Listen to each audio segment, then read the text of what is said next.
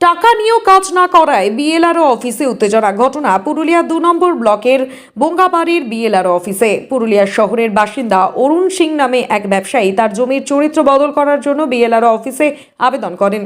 সেই আবেদনের ভিত্তিতে ফিল্ড ভেরিফিকেশন করার সময় বিএলআরও অফিসের 2 কর্মী তার কাছ থেকে 11,000 টাকা নেয় বলে অভিযোগ। টাকা নেওয়ার পরেও কাজ না করে দেওয়ায় আজ অফিসে এলে উত্তেজনা ছড়ায়। যদিও টাকা নেওয়ার কথা অস্বীকার করেছেন RI সন্দীপ ঘোষ। তিনি বলেন, আমি ফিল্ড ভেরিফিকেশন করতে গেছিলাম, কিন্তু আমার নাম করে কেউ যদি টাকা নেয় তার দায় আমার নয়। যদি অভিযোগকারী সরাসরি এই বিএলআরও অফিসের 2 কর্মীর বিরুদ্ধে অভিযোগ তোলেন যে RI সন্দীপ ঘোষ ও আলিম আনসারি তার কাছ থেকে 11,000 টাকা নিয়ে জমির চরিত্র বদল করে দেওয়ার আশ্বাস দিয়েছিলেন। সেই জমির চরিত্র সঠিক পরিবর্তন না হয় তিনি অফিসে এসে জানতে চাইলে বিএলআরও অফিসের কর্মীদের সাথে বাকবিতণ্ডা শুরু হয়।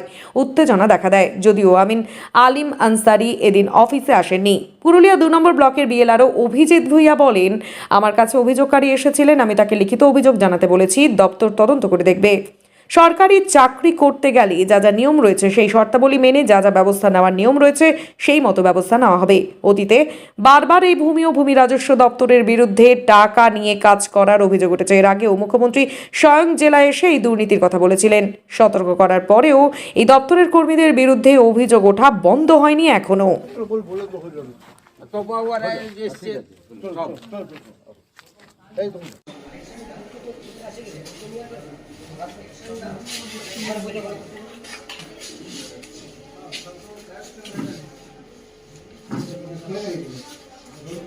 দিয়েছিলাম কমার্শিয়ালের জন্য, কিন্তু বলেছিল করে দেবো, পয়সা টয়সা নিয়ে এখনো হচ্ছে না, আমাকে হ্যারাসমেন্ট। কে নিয়েছিল পয়সা, কত টাকা ওই নিয়েছিল? সন্দীপ, ওই অফিসার, আর আলী বলে একজন আছে এখানেরই দালাল।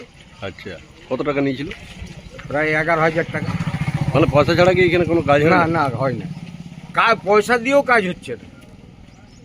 কোথায় আপনার জমিটা কোথায়? আমার জমিটা হচ্ছে ছড়রা। আচ্ছা, কতটা জমি? জমি আছে আমার 27 ডিসিমিলের মতো। কতদিন আগে আবেদন করেছিলেন? আমি করেছি আজ 1 মাস হবে প্রায়। তারপরে কি হলো?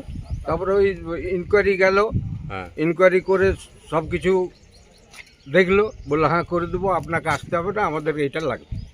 কত চেয়েছিল? হ্যাঁ, কত টাকা চেয়েছিল? 11,000 টাকা। 11,000 কাগজ পত্র ফিল আপ করে ও বললো সব করে আপনাকে পৌঁছে দেবো বাড়ি, আপনাকে আসতে হবে। এখন কি আরো টাকা চাইছি আপনার কাছে?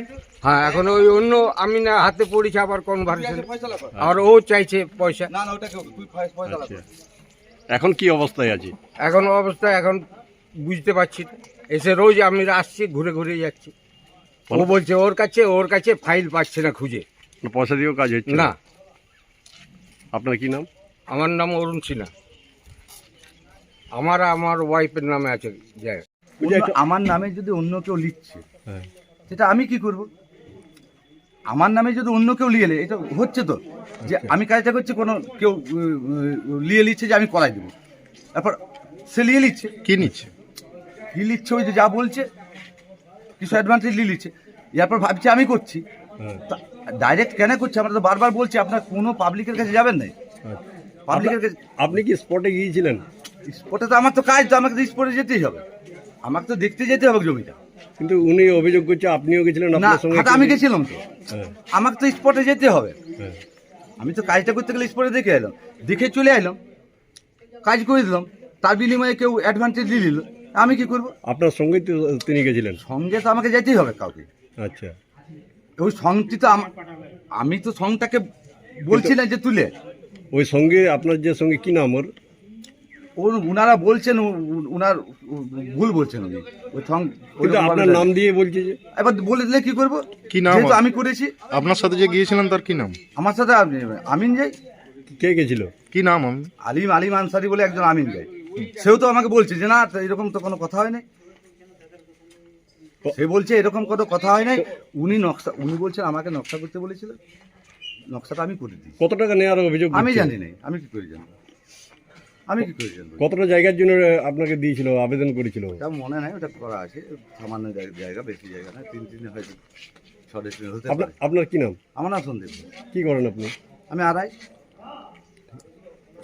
না, এইটার উনি আমার কাছে এসেছেন আজকে, আপত্তিকারী যিনি আপত্তি করছেন তাকে আমরা বলেছি যে লিখিতভাবে অভিযোগ জানাতে, লিখিতভাবে অভিযোগ পেলে আমাদের দপ্তর এবং পশ্চিমবঙ্গ সরকারের যে আইন আছে সরকারি কর্মচারীদের চাকরি করার এবং চাকরির শর্তাবলী মেনে চলার, সেই আইন অনুযায়ী আমরা তদন্ত করে যা ব্যবস্থা নেওয়ার অবশ্যই ব্যবস্থা নেব।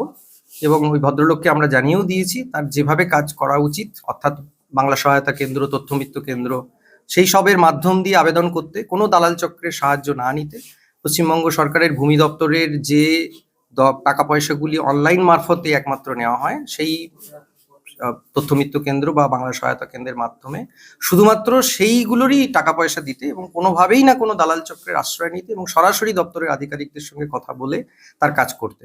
তিনি যদিও আমাদের কাছে অভিযোগপত্র জমা দেন, আমরা অবশ্যই তার আইন অনুযায়ী ব্যবস্থা নেব এবং তার সব যতটা রকম ভাবে কড়া পদক্ষেপ নেওয়া যায় তা নেওয়া হবে। আপাতত ওনাকে তো আপনি আশ্বস্ত করলেন যে তার যে কাজ, সেই যে আটকে কাজ আছে, হয়ে যাবে।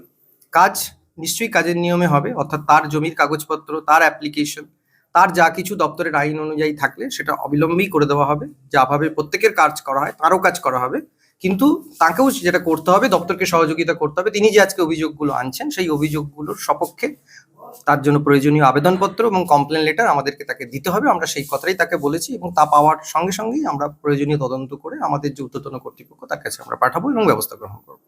Thank you.